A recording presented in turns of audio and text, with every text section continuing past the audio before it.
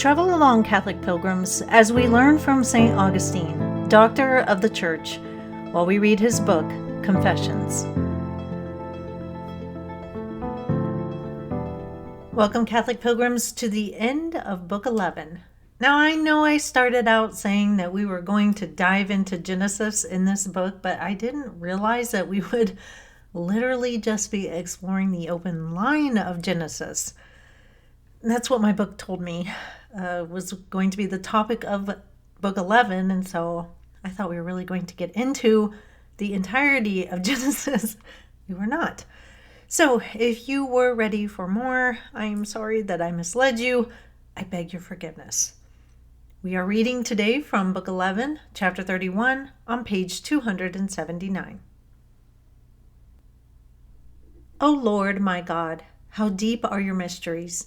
How far from your safe haven have I been cast away by the consequences of my sins. Heal my eyes and let me rejoice in your light. If there were a mind endowed with such great power of knowing and foreknowing, that all the past and all the future were known to it as clearly as I know a familiar psalm, that mind would be wonderful beyond belief. We should hold back from it in awe at the thought that nothing in all the history of the past and nothing in all the ages yet to come was hidden from it.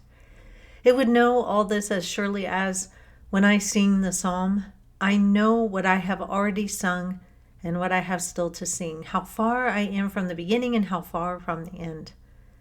But it is unthinkable that you, creator of the universe, creator of souls and bodies, should know all the past and all the future merely in this way. Your knowledge is far more wonderful, far more mysterious than this. It is not like the knowledge of a man who sings words well known to him or listens to another singing a familiar psalm. While he does this, his feelings vary and his senses are divided because he is partly anticipating words still to come and partly remembering words already sung.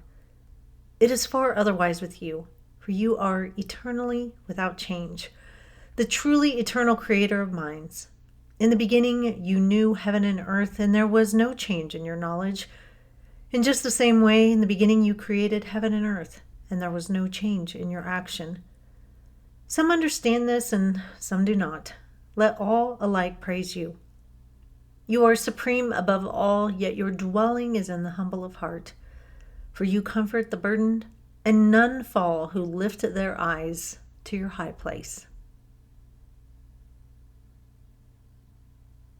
This is just one big prayer here today, a beautiful one at that. God is supreme above all. He is the creator of everything. He knows everything. His knowledge surpasses our comprehension. His ways oftentimes are a mystery. It is so important that we remember all of this.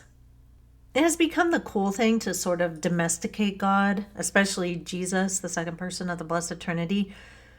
But to do this is to water down everything.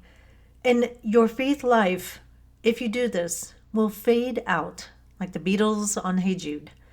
Because who wants to worship a God of our own making? Nobody really. God is God, and we are not him, and he deserves all our love, all our respect, all our adoration, and all our wonder. And to think that he loves us is a hard thing to fathom. But he does, and for that we are abundantly blessed. But that'll do it for Book 11, Catholic pilgrims. Meet me back here for the start of Book 12. And until then, live the faith boldly and travel well.